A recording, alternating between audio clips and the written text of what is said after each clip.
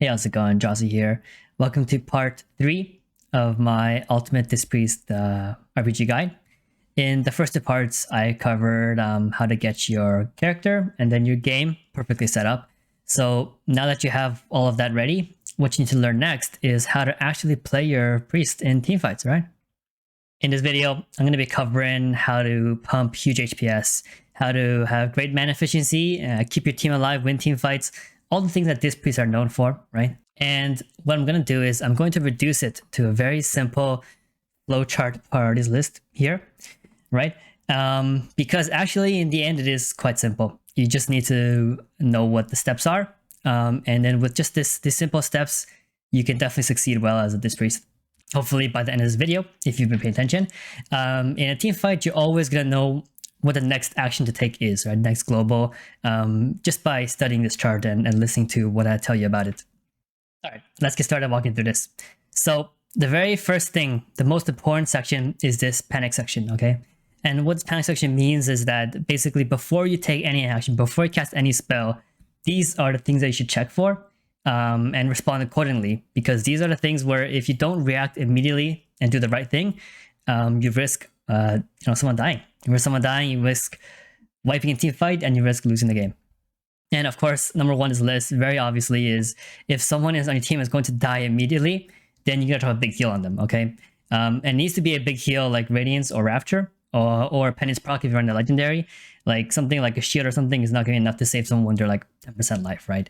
And what I mean by someone going to die immediately, okay, I really mean immediately, like in the next global or two, right? If someone is like 20% life and under, like an execute range, and there's people on him, you know, this doesn't apply if like someone is like low life but not in danger, like no one's hitting them, or if someone is like can survive maybe one global or two. Next, if you're sure that no one is going to die immediately in the next global, then you have some leeway to at least do something else, right? Next thing you want to check for is if any of your healers are in CC, okay? This is extremely important, okay? And the reason it's so important, it's so high on the list, right? The second most important thing that you could ever do as a healer is because of simple GCD economy, right? In a sense that if you spend one global to dispel your ally healer, they get to cast a spell immediately. So essentially the same amount of spells are being cast, like one healing spell, right, from your ally instead of you on the first global. Whereas if you cast a heal instead, it's the same thing, right? One heal went out, but your healer is still in CC, right? So that means the moment you dispel your healer, they cast a spell, and then the next global, both of you can cast a spell. So it's just more heal efficient, right? Just in terms of the amount of spells cast, to always dispel your healers first instead of trying to heal someone.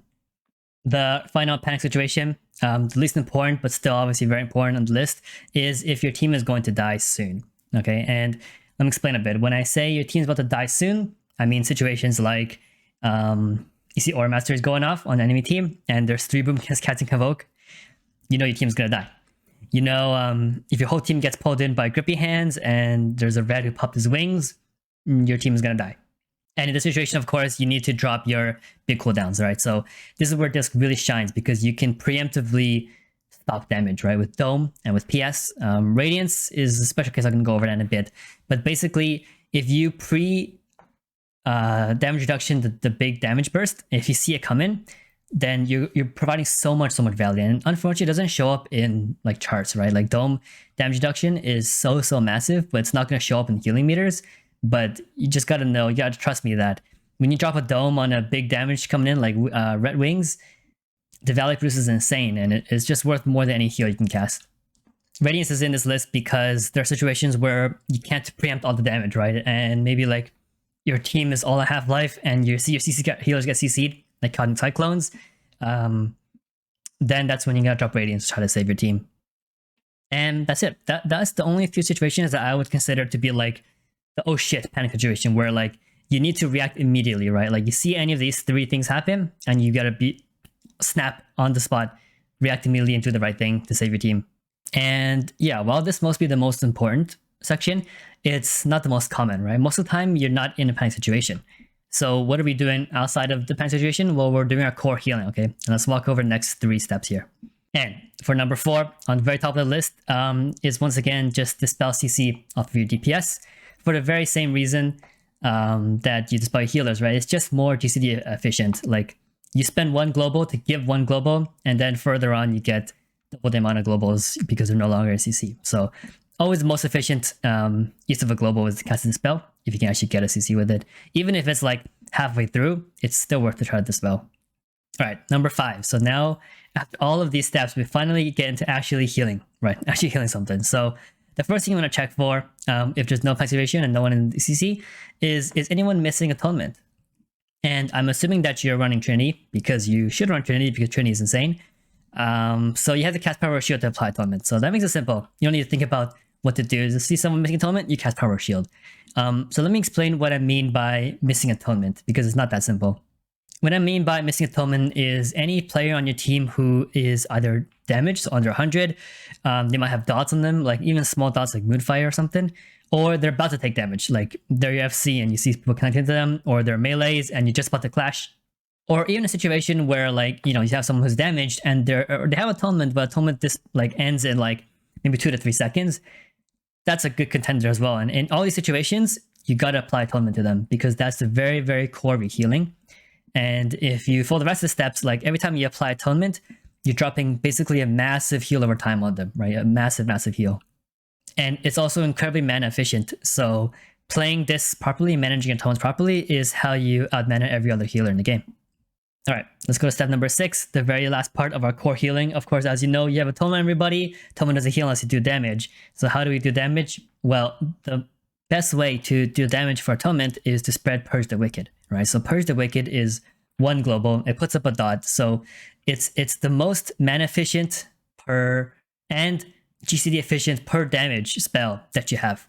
So with 1 cast of this, it costs very little mana. It does a massive amount of damage, even though it's spread out. But that's okay with atonement because you're not using atonement to save someone who's like 10% life. You're using it to heal everyone up and keep everyone above, 80% topped up, right? All of your free globals, if they aren't covered in the section before and anything above here, should be trying to spread Purge the Wicked, right? And that includes casting Purge the Wicked, but also includes Penance, right? Because Penance, if you cast it on an enemy that has Purge the Wicked, it spreads it 1 time randomly to anybody else, which is really, really great because Penance itself actually does a good amount of damage for the mana cost. And for the same global, you get a free Purge the Wicked. So you want to cast Penance off cooldown every chance you get on an enemy that already has Purge. And outside of that, just put Purge or whatever. You just tap target things and put them up on pets, put them up on like Earth Elementals or whatever. All these things, once you get like 5 to 6 Purge the Wickeds out, every person you put Atonement on is getting like a massive, massive heal. Like your HPS is going to shoot through the roof. You just see their HP bars like tick up like visibly, right? And some DPS can't even out damage it if you have enough Purge the Wickeds up. All right, and that's it. That covers the core healing of this priest, right? It's very, very simple. Mastering it is also easy. It's just like this very simple steps. And even though mastering this obviously is not going to make you the best disc priest in the world, it's not enough for that. But just getting the core healing down is good enough to make you a good disc priest for sure. Finally, let's cover the last section, the circumstantial parts of playing disc priest. These are the things where it's extremely important, of course, and it's the kind of things where if you master these things, it'll take you from a good disc priest to a really great disc priest. But once again, these are not as important as the first 2 sections, right? You need to make sure you have these 2 mastered, then you work on these to improve your gameplay. So first on the list, number 7 is to apply CC. Obviously, priests have a couple of CC options. They have like Scream, they have Mind Control, and they have Shining Force, kind of a CC, but not exactly. We'll talk about it. Now, all 3 of these CCs are highly situational, right? They're not the best CC out there. Like most classes have better CC. We don't have a stun, obviously, which is the easiest to use.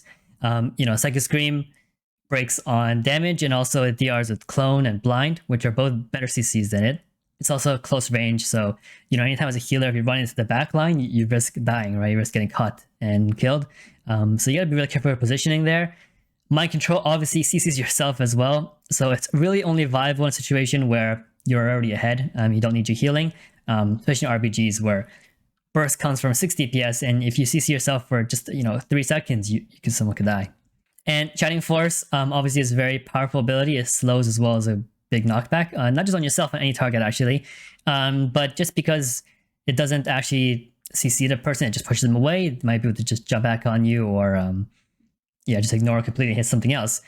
All this to say that it really takes a lot of experience to understand when we should be using the pre-CCs, right? These are not CCs where you just throw out whenever you want off cooldown or something like that. You got to be really deliberate and understand exactly when it's safe to go out to try to use CC and when it's actually worth it to even do so.